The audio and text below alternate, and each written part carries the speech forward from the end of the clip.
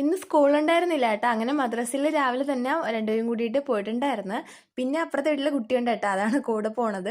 അത് കഴിഞ്ഞപ്പോഴത്തേക്ക് ഇന്നെ ലഞ്ചിനുള്ള പ്രിപ്പറേഷൻസ് ഒക്കെ നടത്തിയായിരുന്നേ. മരിച്ചിനി, പിന്നെ അയലക്കറി, കാന്താരി ഉപ്പിലിട്ട് ഓൾറെഡി ഉണ്ടാക്കിയതുണ്ടായിരുന്നു. പിന്നെ സ്പെഷ്യലായിട്ട് കണവ പൊരിച്ചതുണ്ടായിരുന്നു.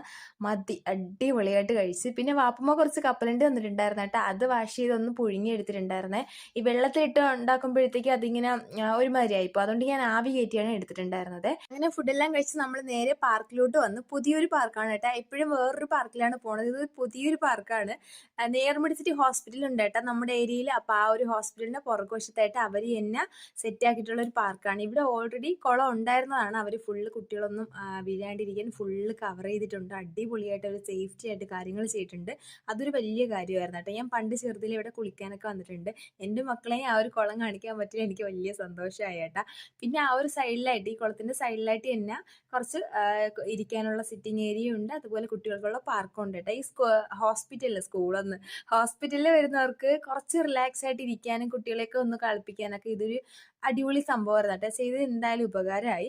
അങ്ങനെ അവര് പുതിയൊരു പാർക്ക് കിട്ടിയ സന്തോഷത്തിൽ കളിയും കാര്യമായിട്ടൊക്കെ അങ്ങനെ ഇരുന്നു. ഞാനും പിന്നെ പ്രകൃതി ഭംഗിയും കുളമൊക്കെ ആസ്വദിച്ച് ഞാനും കുറച്ചേരം അങ്ങനെ ഇരുന്നു കേട്ടോ. ഇതിന്റെ പുറകുവശത്തൂടി മീൻസ് ഹോസ്പിറ്റലിൽ കയറാതെയും കുട്ടികൾക്ക് കയറാൻ കേട്ടോ, കളിക്കൊക്കെ ചെയ്യാൻ. വേറെ ബുദ്ധിമുട്ടൊന്നുമില്ല. അപ്പൊ അത്രയേ ഉള്ളൂ. ഈ വീഡിയോ ഇഷ്ടപ്പെട്ടെങ്കിൽ എല്ലാവരും സബ്സ്ക്രൈബ് ചെയ്യണം, സപ്പോർട്ട് ചെയ്യണം. അപ്പൊ അത്രയേ ഉള്ളൂ. Tata bye bye, see U.